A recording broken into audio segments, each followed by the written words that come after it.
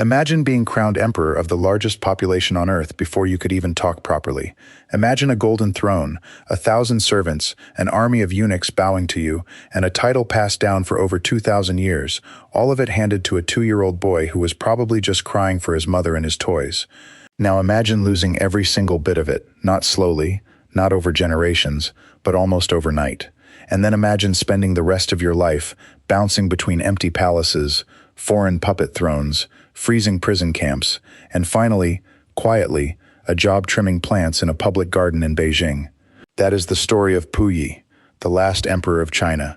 And if you pitch this as fiction, an editor would tell you it's too much, too unbelievable. A toddler emperor, a dynasty collapsing under him before he could read, a foreign army propping him up as a fake king decades later, a prisoner of war, a re-educated communist citizen. This is not a footnote buried in a history textbook somewhere. This is one of the strangest, most humbling falls from absolute power in modern history, and today, we are walking through every single twist of it, from the dragon throne all the way down to a gardening shed. So let's rewind, because to understand how strange Puyi's life became, you first need to understand exactly what he was born into. In the early 1900s, the Qing dynasty, China's last and longest imperial house, was already rotting from the inside out. This was not some sudden, out-of-nowhere collapse. It had been building for decades. The empire had lost war after war to foreign powers. It had been forced into humiliating treaties that carved up Chinese territory and handed economic control to outsiders. Corruption ran through the government like rot through old wood, and ordinary people were furious, watching a once mighty empire get pushed around by nations it used to consider beneath it. And here's the part that makes it even messier. The person actually running the empire during these years wasn't even the emperor. It was a woman, the Empress Dowager Cixi, a ruthless, brilliant political operator who had spent decades ruling from behind the throne, first as a regent for her own son, and then for her nephew. She controlled appointments, decisions, and secrets with an iron grip most male rulers of the era could only dream of. By late 1908, Cixi was dying, and she needed to pick the next emperor fast. So she reached into a minor branch of the imperial family and pulled out a toddler named Puyi, barely 2 years old at the time. According to accounts from the period, he was literally pried screaming from his mother's arms by palace eunuchs and carried, kicking and crying, into the forbidden city to be placed on the dragon throne. Picture that scene for a second. An ancient, echoing throne room, rows of silk-robed officials bowing to the floor, and in the middle of it all, a baby wailing because he wanted his mom. Then, almost unbelievably, within a single day of Puyi's coronation ceremony, both the previous emperor and Cixi herself were dead. A toddler was now, on paper, the absolute ruler of roughly 400 million people. He couldn't dress himself. He definitely didn't understand what an empire even was, and the empire he supposedly commanded was already crumbling beneath him, whether he understood that or not. His formal name as emperor was the Xuantong Emperor, but let's be honest, in what world does a 2-year-old rule anything? What was really happening is that a dying system was propping up a symbol, hoping the symbol alone might hold everything together for a little longer. It didn't. The coronation ceremony itself is almost darkly funny in hindsight. Palace records describe Puyi screaming and struggling through the entire ritual, refusing to sit still on the massive throne, while his own father, kneeling below him as regent, tried desperately to calm him down.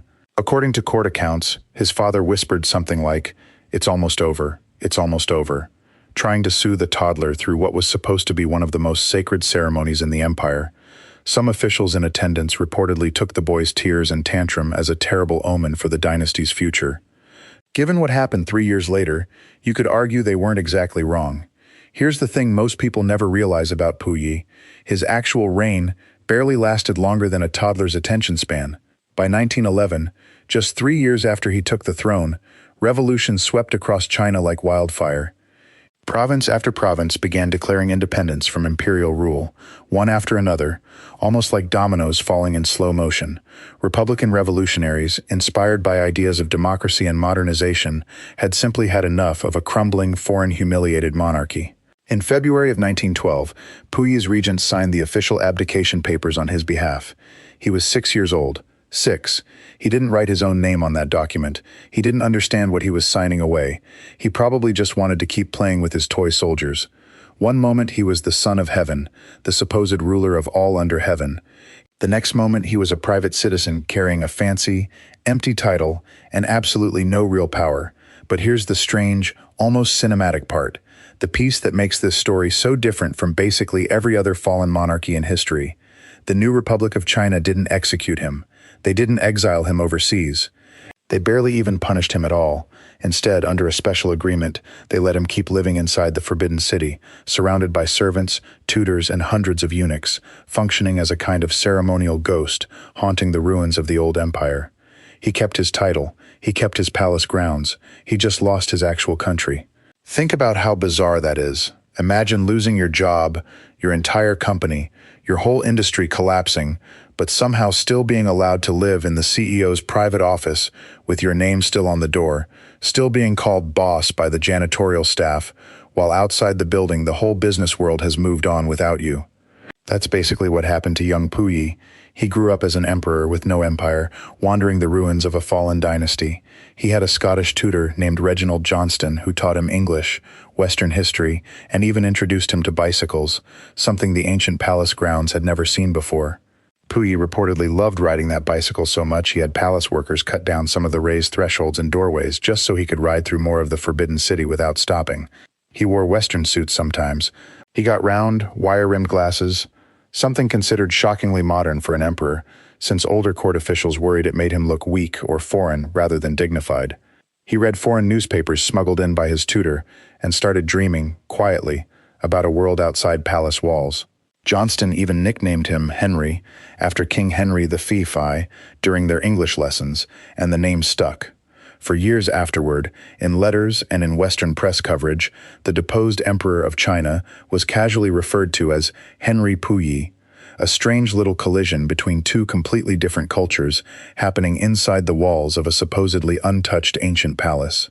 Johnston later wrote his own memoir about these years, describing a genuinely curious, lonely boy who devoured Western science magazines, asked endless questions about telephones and airplanes, and once tried to get a telephone line installed inside the Forbidden City himself, against the objections of older officials who considered it beneath imperial dignity. Here was a boy raised inside one of the most rigid, tradition-bound institutions on the planet, quietly falling in love with everything modern and foreign, almost as if some part of him already sensed the old world wasn't going to last much longer.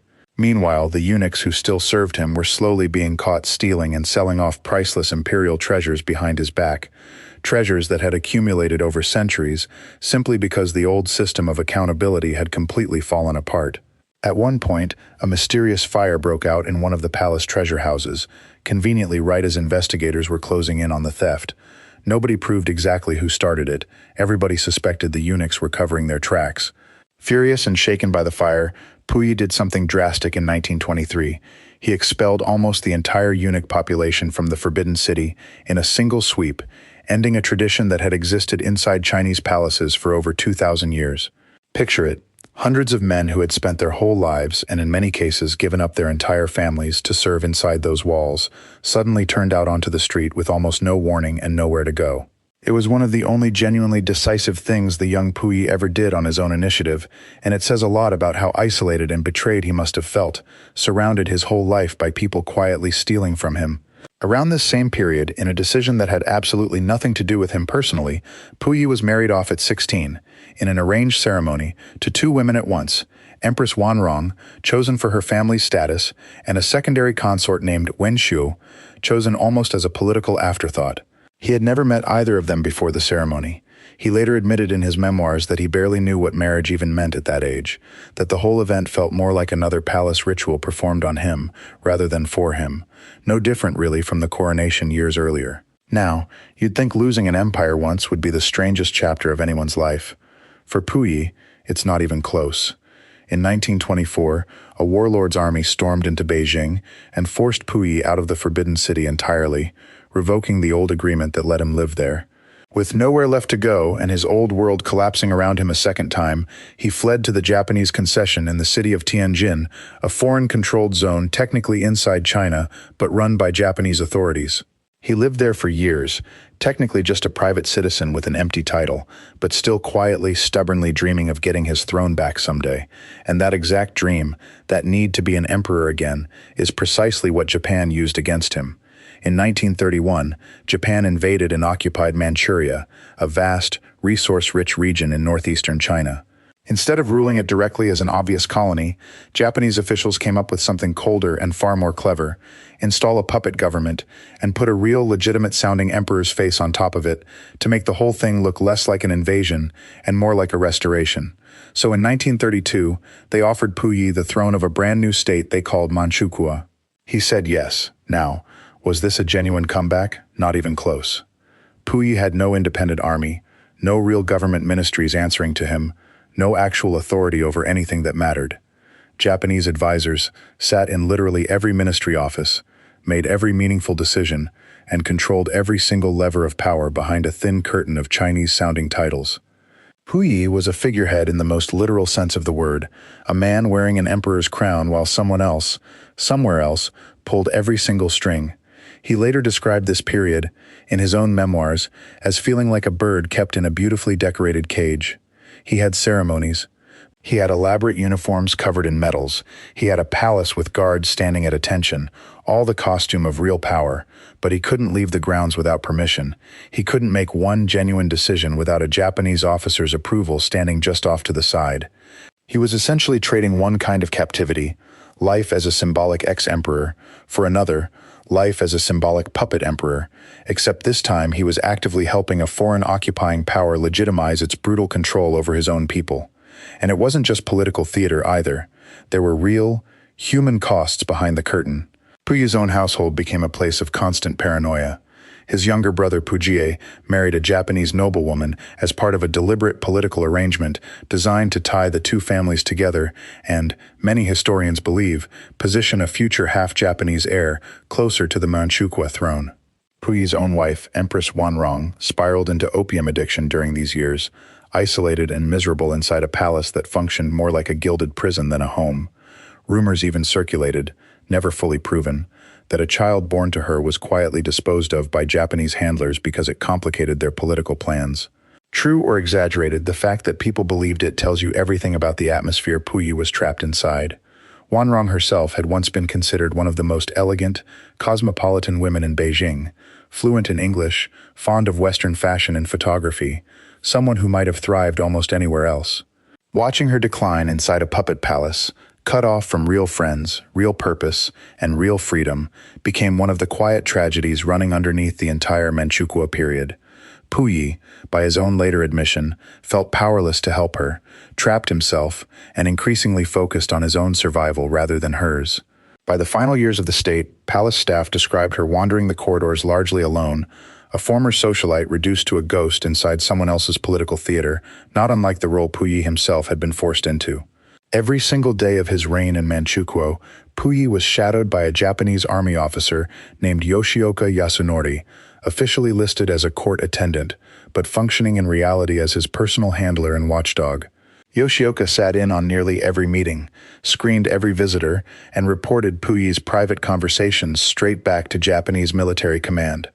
Puyi later said he couldn't even hold a private conversation with his own relatives without wondering whether Yoshioka would somehow hear about it within the hour. That's not really ruling a country. That's being managed. For over a decade, that's the role he played. Emperor in official name, prisoner in daily practice. Terrified, isolated, and watched constantly. Let's put a hard number on exactly how fake this empire really was, because the scale of it is honestly staggering. Manchukuo existed for 13 years, from 1932 all the way to 1945, and in that entire stretch of time, not one single major world power outside of Japan's own wartime allies ever formally recognized it as a legitimate, independent country. The League of Nations sent an entire international investigative team, known afterward as the Lytton Commission, to tour Manchuria and report back on what was really happening there. Their findings were blunt. Manchukuo was not an independent nation freely choosing its own government. It was a state created and controlled by a foreign occupying army, with a borrowed emperor serving as decoration. When the League formally adopted that conclusion, Japan's own delegate stood up, walked out of the assembly hall, and within weeks Japan withdrew from the League of Nations entirely rather than accept the humiliation of the verdict. That's how transparent the whole arrangement was to everyone watching from the outside. And Puyi knew it too, deep down. In his later writings and testimony, he admitted he was terrified for most of those 13 years, constantly aware that the Japanese officers surrounding him could remove him, replace him, or even quietly have him killed the moment he stopped being useful to their propaganda. There's a genuinely chilling detail from this period. Parts of his own household staff, and even some of his personal bodyguards, were reportedly informants, feeding information straight back to Japanese military intelligence, meaning the Emperor of Manchukuo couldn't fully trust the people pouring his own tea in the morning. He was required to perform elaborate Shinto religious ceremonies imported from Japan, essentially forced to publicly worship a foreign emperor's ancestral religion inside his own supposed kingdom, a humiliation that struck at the very core of what a Chinese emperor was traditionally supposed to represent. Photographs from official state visits show him standing stiffly beside Japanese military officers, dressed in a manchukuo military uniform designed to look impressive on camera while meaning nothing in actual command authority. Then, in August of 1945, everything collapsed again, and it collapsed fast. The Soviet Union declared war on Japan and launched a massive invasion into Manchuria within days, tanks and troops pouring across the border as Japan's crumbling wartime position finally gave way entirely. Puyi tried to flee by airplane, hoping to escape onward to Japan itself and wait out the chaos somewhere safer. He never made it off the ground. Soviet forces captured him directly at the airport, along with several members of his remaining entourage, before his plane could even take off. Behind all the ceremony, Manchukuo functioned almost entirely as an economic engine for Japan's war effort. The region's coal, iron, and farmland were systematically redirected to fuel Japanese industry and military campaigns elsewhere in Asia, while ordinary Manchurian citizens, the very people Puyi supposedly ruled, saw almost none of that wealth themselves. Puyi's own signature appeared on decrees and paperwork authorizing all of it, decisions that had actually been drafted, translated, and finalized in Japanese offices long before they ever reached his desk for a rubber stamp approval. Just like that, for the second time in one lifetime, an empire that had been handed to him by other people vanished underneath his feet almost overnight. First, it was the Qing dynasty crumbling around a helpless toddler who couldn't even understand the word emperor. Now it was an entire puppet state crumbling around a grown man who had spent 13 exhausting years playing dress-up emperor for someone else's brutal war machine, and losing everything all over again in a matter of days. Here's where the story takes its strangest, most unexpected turn of all. The Soviets held Puyi as a prisoner of war for 5 long years, moving him through detention facilities in Siberia, questioning him repeatedly about Japan's wartime activities in Manchuria. In 1946, he was even flown to Tokyo to testify at the International Military Tribunal for the Far East, essentially the Asian equivalent of the Nuremberg trials, where he gave lengthy testimony, reportedly stretching across more days than almost any other witness at the entire tribunal, about Japanese war crimes committed under the Manchukuo regime. He was careful, almost desperately careful, to frame himself throughout as a helpless victim dragged along by Japanese force, rather than a willing collaborator who had said yes to the throne of his own free will. Prosecutors and observers at the time noted how nervous and evasive he seemed on the stand, a man clearly trying to talk his way out of responsibility for over a decade of his own choices. Then, in 1950, the Soviets handed him over directly to the new Communist government of China, the very government built entirely on the idea of overthrowing everything he had once represented as an emperor and later enabled as a puppet ruler. You would reasonably expect a former emperor, a man who had actively collaborated with a brutal wartime occupier, to face execution. Instead, China sent him to a place called the Fushun War Criminals Management Center, essentially a long-term political re-education prison, for nearly a decade of his life. And here's the part that sounds almost too strange to be real. The man once treated as a literal living god, whose face ordinary commoners were historically forbidden from even looking at directly, spent his prison years learning how to make his own bed properly, wash his own clothes by hand, and grow vegetables in a small prison garden plot. Guards reportedly had to physically teach him basic tasks like tying his own shoelaces and buttoning his own shirt, because servants had done absolutely everything for him for his entire life up to that point, from birth all the way through 2 separate reigns. He studied communist political theory in group sessions. He wrote long, detailed self-criticisms of his past life, reflecting on his role in Manchukuo and his complicity with Japanese occupation. Fellow prisoners in Fushun included former Manchukuo officials and Japanese war criminals, meaning Puyi spent years living alongside the very people who had once controlled every string of his puppet reign, except now they were all equally powerless prisoners together. His own younger brother, Puyi, the one married off to a Japanese noblewoman years earlier as part of Japan's political maneuvering, was imprisoned right alongside him, and the two brothers reportedly leaned on each other heavily to get through the re-education process. Two men who had once stood at the very center of an empire, now sharing a cell block with the guards who used to serve them. In 1959, after roughly 9 years of imprisonment and re-education, the Chinese government granted Puyi a formal pardon as part of a broader amnesty. He walked out of Fushun prison not as an emperor, not even really as a symbol of anything anymore, but simply as an ordinary citizen of the People's Republic of China. He was given a modest job as a gardener at the Beijing Botanical Gardens, and later worked as an editor and researcher at a historical institute tied to the Chinese People's Political Consultative Conference, spending his final working years quietly cataloging artifacts and documents from the very dynasty he used to rule. Picture that for a moment, the last emperor of China, spending his final years labeling museum records about his own family's fallen empire, walking past visiting tourists who had absolutely no idea the quiet older man sweeping the courtyard used to sit on the dragon throne itself. In 1962, Puyi remarried, this time by his own choice rather than an arranged palace ritual, to a hospital nurse named Li Shuxian. By every account from people who knew them, it was a genuinely warm, ordinary marriage, built on the kind of small daily companionship he'd never once experienced during either of his reigns.